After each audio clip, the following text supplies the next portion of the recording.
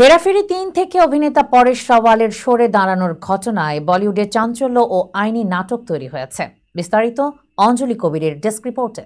হেরাফেরি সিনেমার কথা মনে এলেই যে তিনজনের মুখ প্রথমে মনে পড়ে তারা হলেন অক্ষয় কুমার, সুনীল শেঠি ও পরেশ রাওয়াল।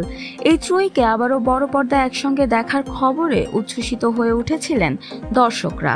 হেরাফেরি 3-র জন্য সবকিছু প্রায় চূড়ান্ত ছিল, এমনকি অভিনেতারাও ছবিতে চুক্তিবদ্ধ হন। কিন্তু হঠাৎ করেই ছবিটি থেকে সরে দাঁড়ানোর সিদ্ধান্ত নেন পরেশ রাওয়াল। এই খবরে হতবাক হয়ে যান ভক্তরা। তবে শুধু ভক্তরাই নয়, এই সিদ্ধান্তে ক্ষুব্ধ হয়েছেন অক্ষয় কুমারও।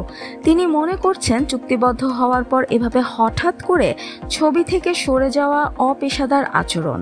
এই কারণে অক্ষয়ের প্রযোজনা সংস্থা কেপ অফ গুড ফিল্মস অভিনেতা পরেশ রাওয়ালের বিরুদ্ধে 25 কোটি রুপি ক্ষতিপূরণ দাবি করে আইনি নোটিশ পাঠিয়েছে। এমনকি মামলা দায়েরের কথাও ভাবছে প্রতিষ্ঠানটি।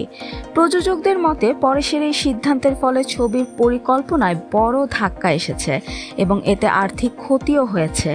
মামলার রায়ে পরেশ রাওয়ালকে ক্ষতিপূরণ দিতে হতে পারে। ছবির নির্মাতা প্রিয়দর্শন বলেন, পরেশ আমাকে কিছুই জানাননি। আমি এতে ব্যক্তিগতভাবে ক্ষতিগ্রস্ত না হলেও অক্ষয় রেগে গেছেন, কারণ তিনি এই সিনেমায় বিনিয়োগ করেছেন।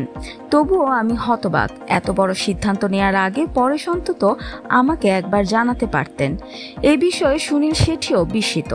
তিনি জানান, আমি এ বিষয়ে কিছুই জানতাম না, কারো সঙ্গে কথা হয়নি। আমি একবার ভাবি পরেশকে মেসেজ দেব, পরে সিদ্ধান্ত নেই সামনে আলোচনা করব। সিনেমার ভবিষ্যৎ নিয়ে উদ্বিগ্ন সুনীল বলেন, এটা সত্যিই একটা বাজে পরিস্থিতি। সিনেমার মাঝপথে কেউ সরে গেলে সবাই সমস্যায় পড়বে। আমি তো কিছুই জানতাম না, আমার মেয়ে আমাকে প্রথম খবর দেয়। অন্যদিকে পরেশ রাওয়াল জানান, তিনি নিজেই ছবি থেকে সরে দাঁড়িয়েছেন, তবে এর পিছনে পরিচালক বা অন্য কোনো অভিনেতার সঙ্গে বিরোধ নেই। তিনি শুধু এই ছবির অংশ হতে চান না। উল্লেখ্য, এটি প্রথম নয়, এর আগেও ও মাই গড 2 ছবি থেকে চিত্রনাট্য পছন্দ না হওয়ায় সরে দাঁড়িয়েছিলেন পরেশ। তাছাড়া বিল্লু বারবার ছবির প্রতিশ্রুতি দিয়েও শেষে কাজ করেননি তিনি।